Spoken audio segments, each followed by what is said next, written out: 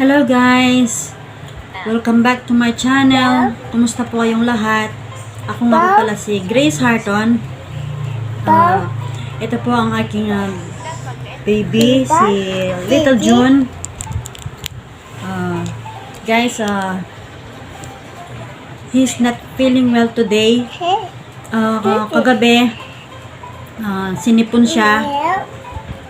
Barado yung ilong niya, hindi siya makatulog bandang alas 11 ng gabi.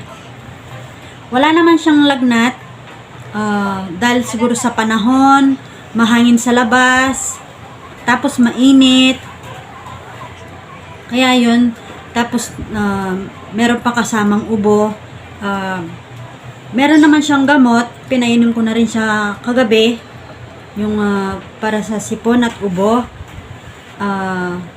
Thank God wala naman siyang lagnat kasi chinek ko na rin yung kanyang body temperature. 35.5 lang siya, so safe siya, wala siyang lagnat. Okay, yes. Sorry guys, wala siya sa mood. Ayan po, nag-uusabang It's okay. You dance? Okay, you dance, yes. Awang-awa yung daddy niya kagabi. Nag-uusap kami sa video call. Kasi naririnig niya yung anak niya umiiyak. Wala siyang magawa. Pero okay lang naman siya. Okay lang naman si Little June. Minomonitor ko yung oras ng pag-inom niya ng gamot. At syempre maraming tubig. At kanina pinakain ko siya ng french fries. Marami naman siyang nakain at saka nakainom siya ng milk. Naggatas siya. Okay.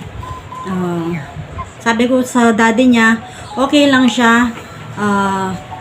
Huwag ka masyadong mag-alala kasi dito naman ako para alagaan yung anak natin. Kaya kampante naman siya. Natapos na kaming mag-usap ng aking asawa bandang alas 3 na po, alas 3 na madaling araw dito sa atin.